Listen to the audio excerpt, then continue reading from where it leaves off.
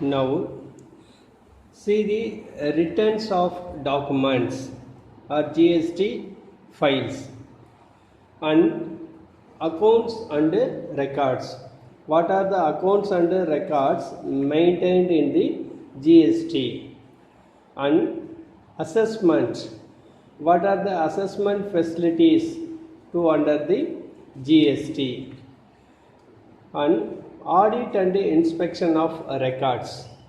So briefly discussed about returns is the GSTR 9 is the annual return to be filed by taxpayers registered under GST.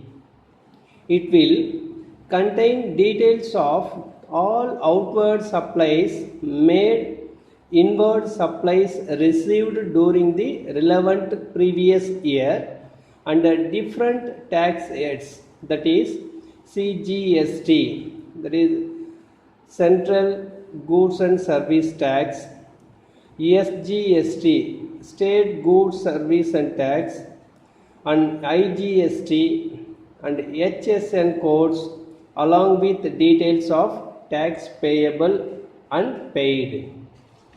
Under the accounts and records prepared by the GST, the period for retention of accounts under GST. As per the GST Act, every registered taxable person must maintain the accounts books and records for at least 72 months, such as likely 6 years. The period will be counted from the last date of filing of annual return for that day or for that years. And assessments. The assessment under GST is to facilitate easy calculation and payment of taxes. GST has provisions for assessments such as self-assessment. Assessment means determination of tax liability under GST law. Every registered taxable person shall himself assess the taxes payable and furnish a return for each tax period. And the last one is this topic covered audit and inspection. Audit under GST is process of examination of records, returns and other documents maintained by a taxable person. The phrase audit includes inspection, which includes access to the premises, collection and verification of books and records, and our assessment thereon as a result of inspection. So the return provisions, what are the provisions made for the returns of GST is from section 37 to section 48, except section 42 subsection 9 and 43 subsection 9 mentioned in the provisions of returns. So what is the purpose of returns? Mode for transfer of information to tax administration. Compliance verification program of tax administration.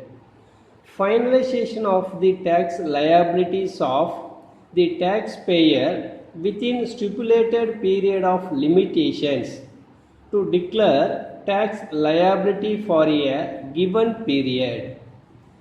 Providing necessary inputs for taking policy decisions. And last one is management of audit and anti-evasion programs of tax administrations. These all are the purpose of returns. And who needs to file a return in GST regime? Every person registered under GST will have to file returns in some form of others. The details are as follows. What are the periodicity or periodicity of the person will maintain the returns of the document. The registered person, normal supplier, periodicity of the monthly. Registered person, supplier opting for composition scheme is periodicity mentioned the quarterly.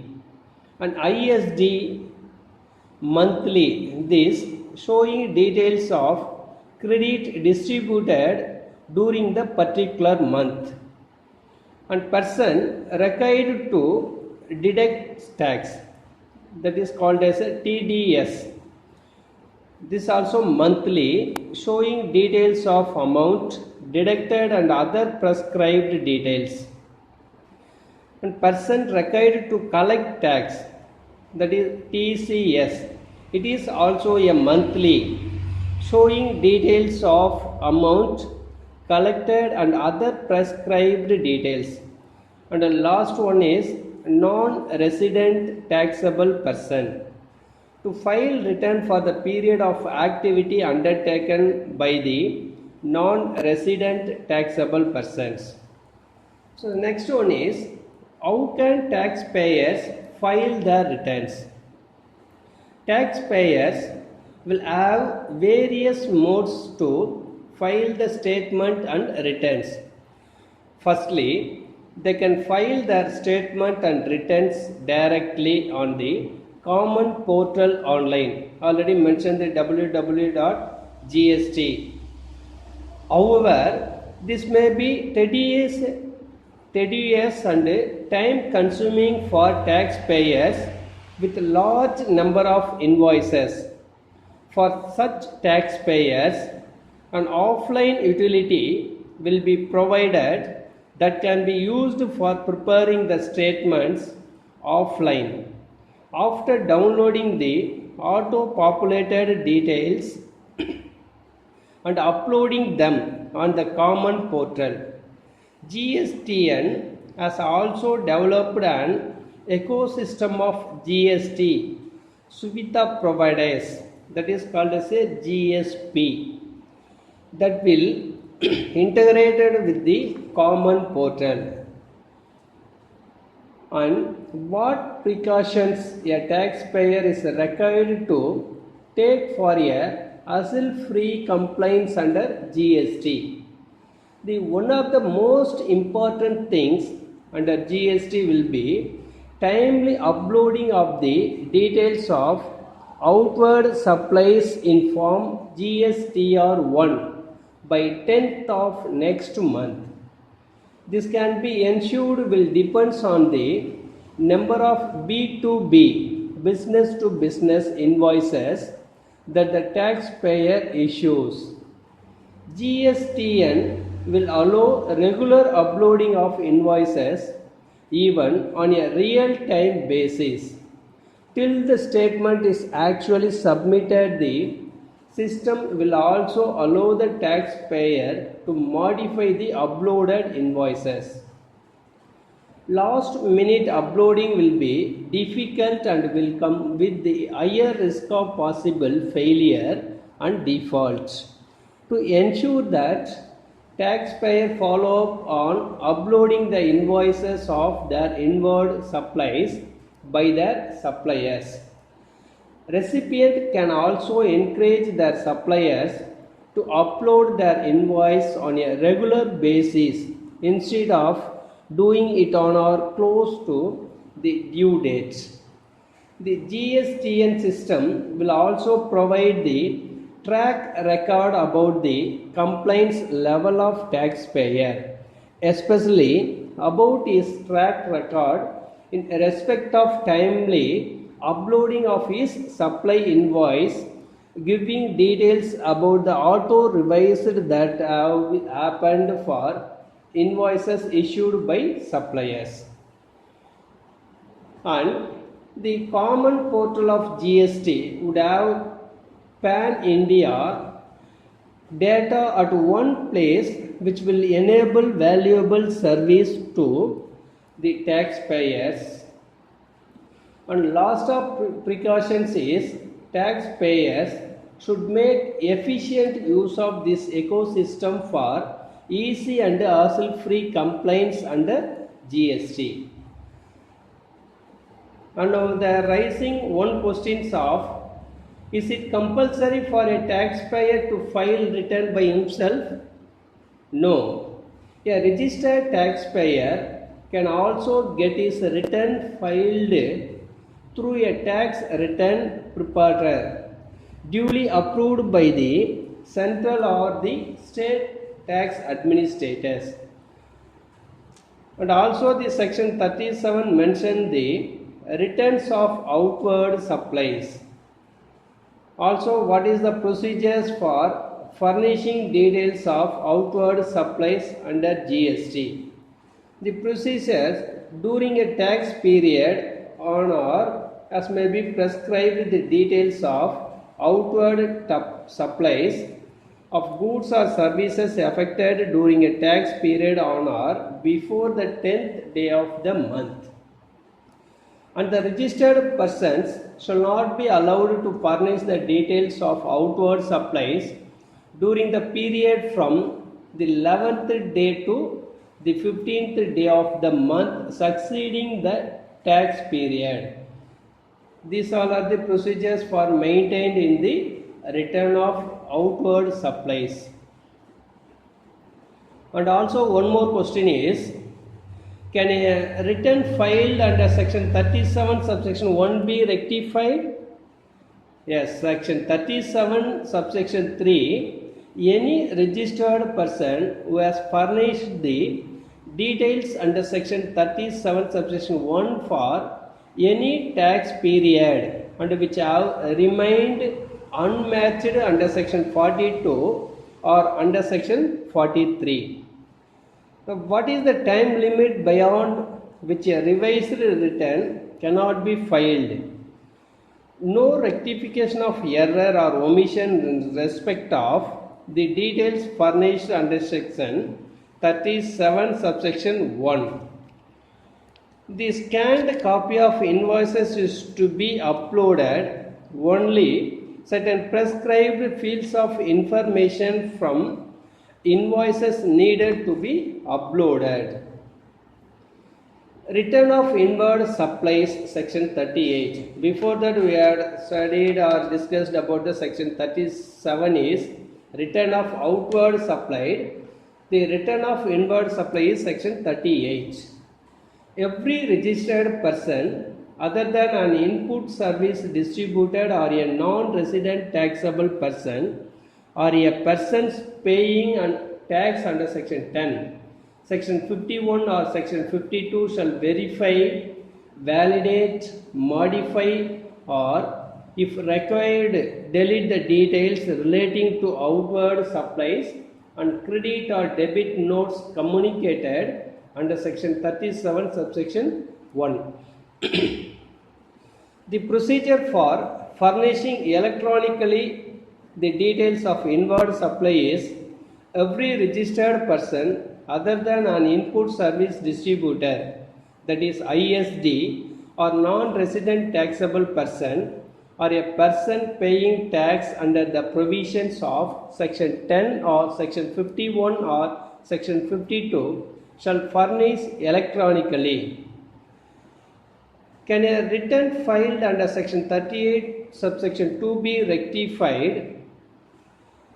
Period which have remained unmatched under section 42 or 43. Section 38(3) mentions the details of supplies modified, deleted or included by the recipient and furnished. The section 38(4), the details of supplies modified, deleted or included by the recipient on return furnished under section 39 subsection 2. And finally the section 39 mentioned the returns. The returns mention the registered person, period, due date and declarations is a very important of filing the returns. The furnishing mode is basically electronically in such form and manner as prescribed. Many more transactions of the business, they are following the return of the section 40 claims and input tax credit and provisional acceptance section 41, and matching reversal of input tax credit section 42, and matching reversal of output tax liability 43, that is section 43, and annual returns section 44, and final returns section 45. These all are the mentioned about the tax returns. The final returns section 45 is every registered person who is required to furnish a return under section 39 subsection 1 and whose registrations has been cancelled shall furnish a final return within 3 months. And next topic covered this chapters is accounts and records. Section 35 mentioned the accounts and other records is every registered person shall keep and maintain at his principal place of business as mentioned in the certificate of registration a true and correct account of productions or manufacture of goods, of inward or outward supply of goods and services, of stock of goods, of input tax credit availed, of output tax payable and paid, and such other particulars as may be prescribed. Where more than one place of business is specified in the certificate of registration, the accounts relating to each place of business shall be kept at such place of business concerned. The registered person may keep and maintain such accounts and other particulars in the electronic form in the manner as may be prescribed in section 35 and subsection 1. Who are all required to maintain records of consignor and consignee?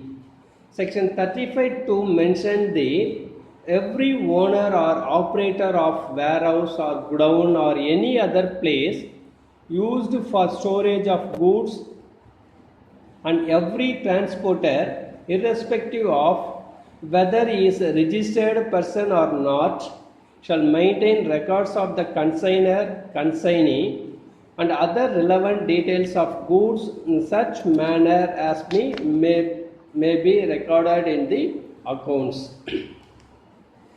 And what are the rules for maintain the accounts and record is every registered person shall keep and maintain in addition to the particulars mentioned in section 35 subsection 1 a true and correct account of the goods or service imported or exported or of supplies attracting payment of tax on reverse charge along with relevant documents including invoices, bills of supply, delivery challans, credit notes, debit notes, receipt vouchers, payment vouchers and refund vouchers. These all are the documents maintain the records. And every registered person other than a person paying tax under section 10 shall maintain accounts of stock in respect of each goods received and supplied by him. And person shall keep and maintain a separate accounts of advance received, paid and adjustment made.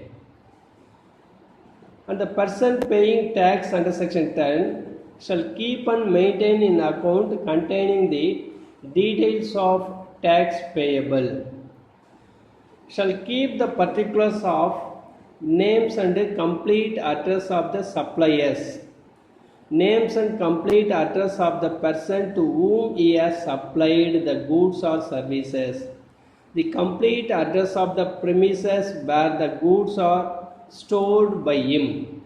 These all are the registered should be maintained.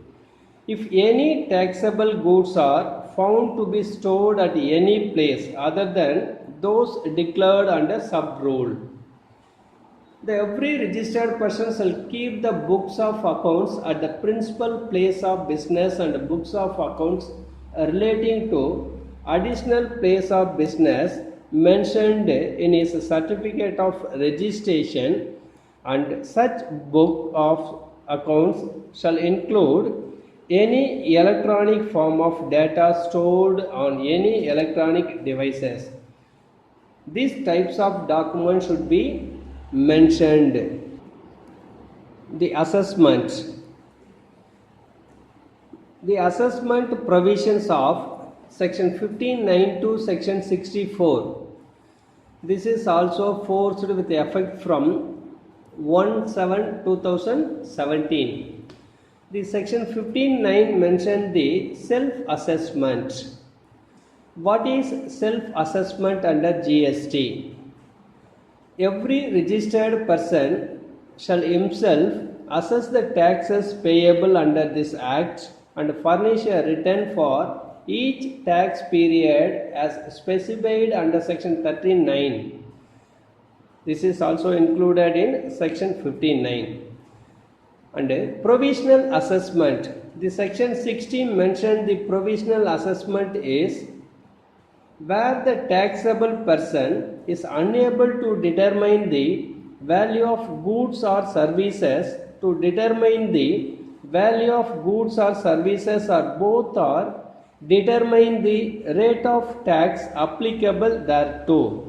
He may request the proper officers in writing giving reason for payment of tax on a provisional basis, and the proper officers shall pass in order within a period not later than 90 days from the date of receipt of such request, allowing payment of tax on provisional basis at such rate or on such value as may be specified by him, subject to the provisions of section 60 subsection 2.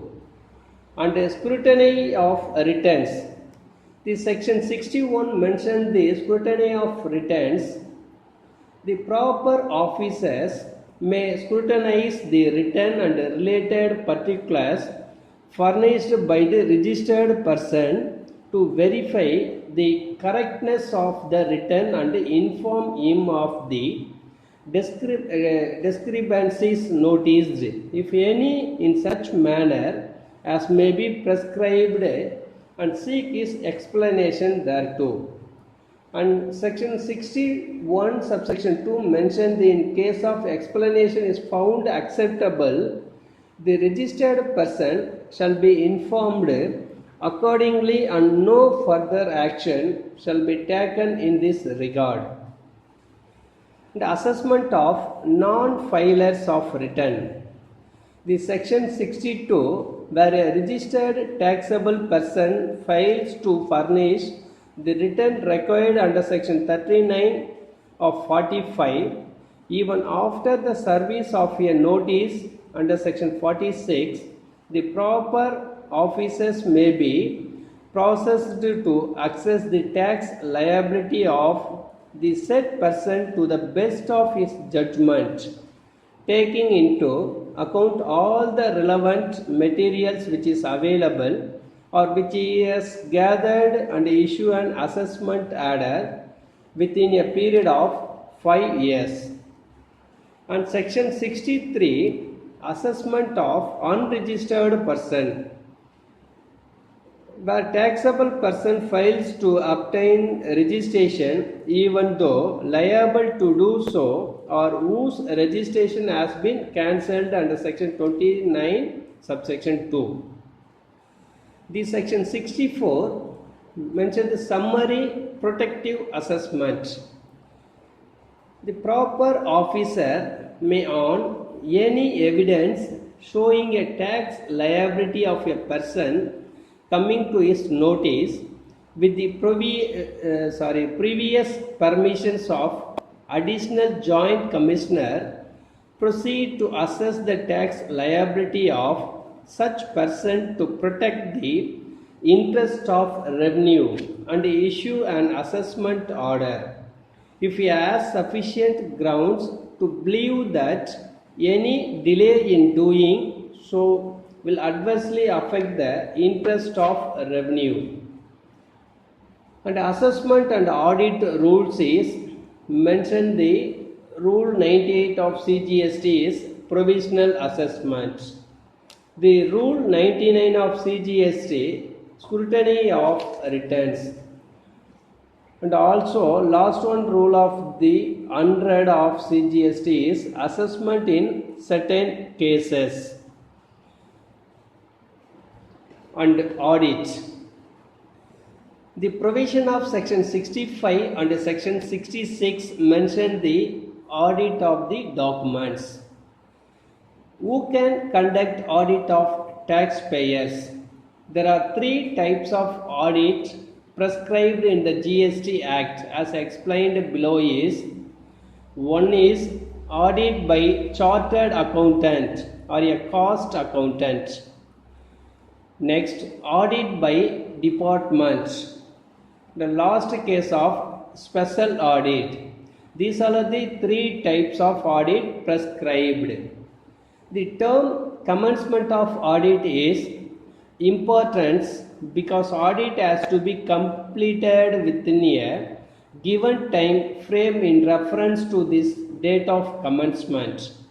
The commencement of audit means the latter of the following: the date on which the records accounts called for by the audit authorities are made available to them, or the actual institution of audit at the place of business of the taxpayers. Section 65, audit by tax authorities. Who is the authority to issue order for audit is the commissioner or any officer authorized by him by way of a general or specific order may undertake audit of any registered person for such period at such frequency and in such manner as may be prescribed. Under section 66, special audit is the value has not been correctly declared or the credit availed is not within the normal limits. This type of conduct the special audits. And what are the rules followed? The assessment and audit rules is rules 101 of CGST for audit and 102 CGST rules for special audit. These all are the records of conducting the audit. The last topic of the chapter is inspections, search, seizures and arrest. These all are the final stage of the inspection. Who can order for carrying out inspection? Where the proper officers not below the rank of joint commissioner has reasons to believe that a taxable person has suppressed any transaction relating to supply of goods or services or both, or the stock of goods in hand, or has claimed input tax credit in excess of his entitlement under this act, or has indulged in contraventions of any of the provisions of this act or rules made there under to evade tax under this act. The seizure of goods. Where the proper officer not below the rank of joint commissioner, either pursuant to an inspection carried out under section 67 subsection 1 or otherwise, has reason to believe that any goods liable to confiscations or any documents or books or things which in his opinion shall be useful for or relevant to any proceedings under this act. The time limit for retention of books, etc. The goods, document or books or things so seized shall be retained by such officer only for so long as may be necessary. So what is meant by reason to believe? Reason to believe is to have knowledge of facts which, although not amounting to direct knowledge, would cause a reasonable persons knowing the same facts to reasonable conclude the same things. And the requirement of issue of notice regarding the seizing items or dispose the seized items and taxable person refund the amount paid and any tax invoices mentioned the audit systems. The last one is powers of arrest. Whether commissioner has power to arrest any person if the commissioner has a reason to believe that any person has committed an offence specified under section 132 subsection 1a to e and punishable under section 132 1 subsection 1 to 2 or 132 subsection 2, he may by order authorize any officers of central tax to arrest such a persons. That is mentioned the section of the rule. And also the section 70 powers to summon persons or documents. The section 71 access to business premises. Section 72 assess the proper officers. Under section 72, all officers of police, railways, customs and those officers engaged in collection of land revenue, including village officers, officers of state tax and the officers of union territory shall assist the proper officers in the implementation of this act. And also under section 72 subsection 2, the government may by notification empower and require any other classes of officers to assist the proper officers in the execution of this act when called upon to do so by the commissioners. So these all are the topic covered in the topic is returns. What are the returns and what are the accounts and the records maintained under the GST and what are the assessment and what are the audit conducted by the proper officers and finalize the inspection of records and finalize the taxable persons who is the premises and what are the proper officers required to assist the officers. Under section 72 mention the officers required to assist proper officers. These all are things at the time of maintaining records or not maintaining records who will be punishable under this act.